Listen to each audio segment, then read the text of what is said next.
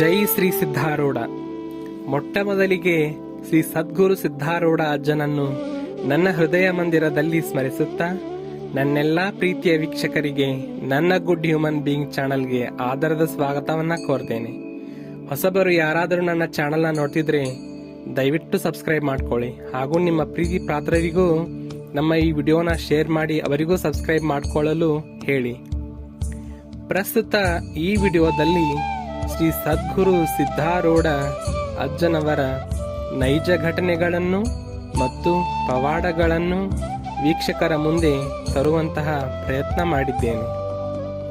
ಇಂದಿನ ಕಥೆಯ ಶೀರ್ಷಿಕೆ ಒಬ್ಬ ಬಡ ವೃದ್ಧೆಯ ಭಕ್ತಿಗೆ ಸಿದ್ಧಾರೂಢ ಸ್ವಾಮೀಜಿಯ ಅನುಗ್ರಹ.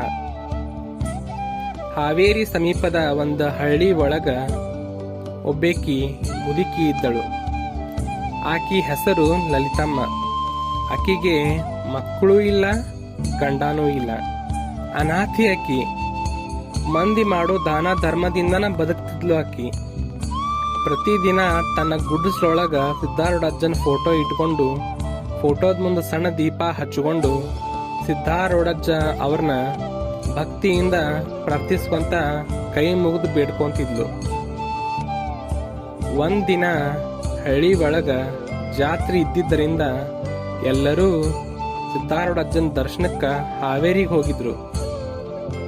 ಲಲಿತಮ್ಮಗೂ ಹೋಗಾಕ್ ಮನಸ್ಸಿತ್ತು, ಆದ್ರ ದೇಹದೊಳಗ ಶಕ್ತಿ ಇಲ್ಲದ ಕಾರಣ ಹೋಗಾಕ ಆಗ್ಲಿಲ್ಲ.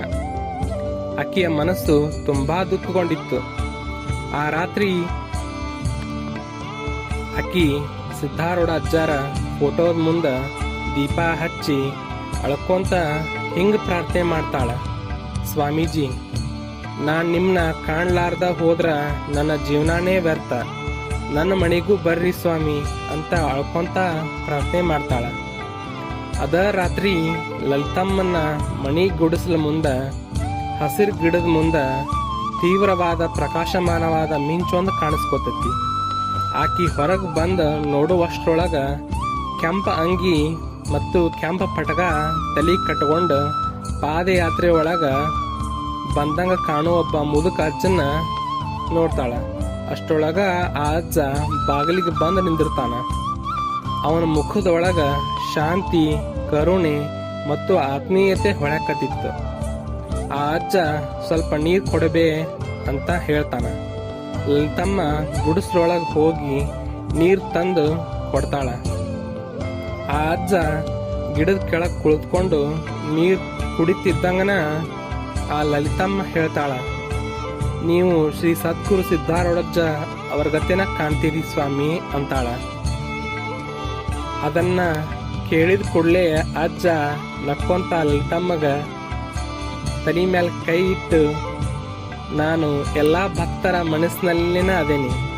ಪ್ರೀತಿ ಮತ್ತು ನಂಬಿಕೆಯಿಂದ ಕರೆದ್ರ ನಾನು ಎಲ್ಲಿಗೆ ಬೇಕಾದ್ರೂ ಬರ್ತೇನೆ ಅಂದು ಆ ಕ್ಷಣದೊಳಗನ ಸಿದ್ಧಾರೂಢ ಅಜ್ಜ ಮಂಗಮಾಯಿಯಾಗಿ ಕಾಣೆಯಾಗ್ಬಿಡ್ತಾನ. ಅಕ್ಕಪಕ್ಕದವರು ಬೆಳಿಗ್ಗೆ ಬಂದು ನೋಡಿ ಲಲಿತಮ್ಮನ ಮುಖದೊಳಗಿರುವಂತ ಸಂತೋಷ ನೋಡಿ ಕೇಳ್ತಾರ. ಕೇಳಿದ್ದಕ್ಕ ನಡೆದ ಎಲ್ಲಾ ವಿಷಯನ್ನ ಕಥೆ ಮಾಡಿ ಲಲಿತಮ್ಮ ಊರಿನ ಜನರಿಗೆ ಹೇಳ್ತಾಳ, ಸ್ವಾಮೀಜಿ ನನ್ನ ಮನೆಗೂ ಬಂದಿದ್ರು ಅಂತ. ಇದರಿಂದ ನಮಗೆ ತಿಳಿದು ಬರುವಂತಹ ವಿಷಯ ಏನಂದ್ರ, ಭಕ್ತಿ ಶ್ರದ್ಧೆಯಿಂದ ಶುದ್ಧವಾದ ಹೃದಯದಿಂದ ನಾವು ದೇವರನ್ನ ಕರೆದರ ಅವರು ದೂರಿಲ್ಲ, ನಮ್ಮ ಸುತ್ತಮುತ್ತನ ಇರ್ತಾರಂತ ಹೇಳಿ. ಈ ಮೂಲಕ ನಾವು ಒಳ್ಳೆ ದಾರಿ ಒಳಗ ನಡೆಯೋಣಂತ ಹೇಳ್ತೀನಿ. ಮತ್ತು ನಾವು ಮುಂದೆ ಸಿಗೋಣ ಮುಂದಿನ ವಿಡಿಯೋದಾಗ ಅಜ್ಜಾರದ ಪವಾಡದ ಘಟನೆಯೊಂದಿಗೆ. ಅಲ್ಲಿವರೆಗೂ ಎಲ್ಲರಿಗೂ ನಮಸ್ಕಾರ. ಜೈ ಶ್ರೀ ಸಿದ್ಧಾರೂಢ.